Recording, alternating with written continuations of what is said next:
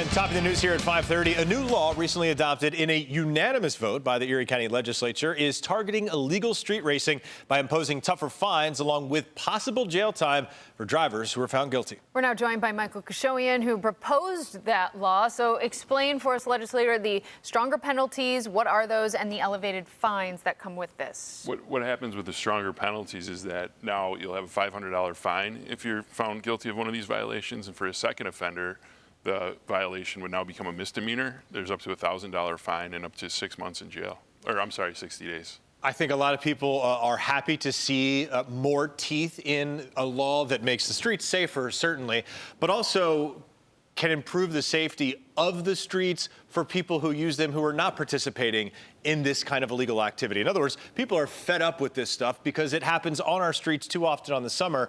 Talk about how that is the impetus behind creating a law. That was the goal.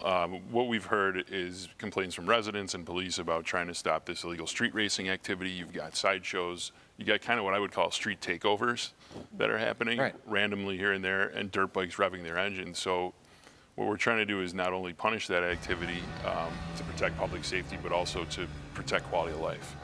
You mentioned the dirt bikes. We are showing some video of that. We see these on our streets as well. So this does include those ATVs and dirt bikes that we see illegally on our streets as well. Absolutely. And if you saw in the clip you just showed, the person was doing a wheelie. Yeah. Wheelies are included. All those types of things are defined as stunt driving, and now they would be illegal in Erie County. Could you explain everything that's included there? Not just a wheelie? I can try. Or some of them, at least. Yeah, it was wheelie, donut, drifting, although I know Deion Dawkins likes to do it, but he's doing it correctly. Yeah.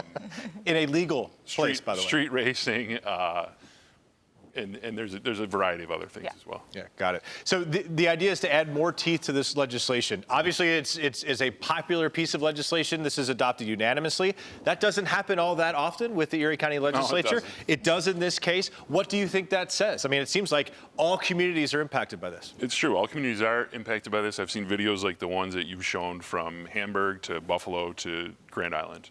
And I think what it says is that at a local level, our government, our politicians can agree on issues of public safety and quality of life. Yeah. You said you saw video on our air a couple years ago of something happening right outside our station. Explain that situation. So I think it was a Saturday morning. I was watching the news, and what you guys had was a group of cars came down Elmwood Avenue, I believe heading south, at 3 or 4 in the morning on both sides of the street, racing down the street, hanging out of the windows. And there was a woman driving home from work, I think she was a nurse, who encountered it, but your cameras caught it outside your building, from what I understand. And once I saw that, you guys don't know this, but I saw you're kind of a part of this, because after I saw that, I think the next week is when I came up with this, because I'd been seeing these things happening, and then that report kind of brought it home for me. Very interesting. My curiosity about this is, now will adding more teeth to this law and making the penalties tougher actually stop this from happening?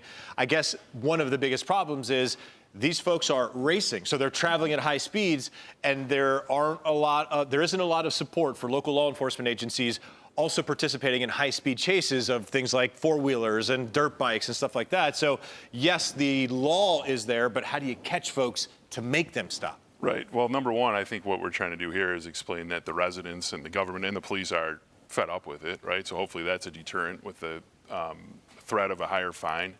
On top of that, I know what the sheriff's been doing is they've got a helicopter that they've employed to try to help combat this with the local police. And I know that we just approved some funding for them to do some more training on that. So I think it's important that they know we're supporting them on this issue as well. All right, Michael Kashoian, thank you so much for joining us. Appreciate it.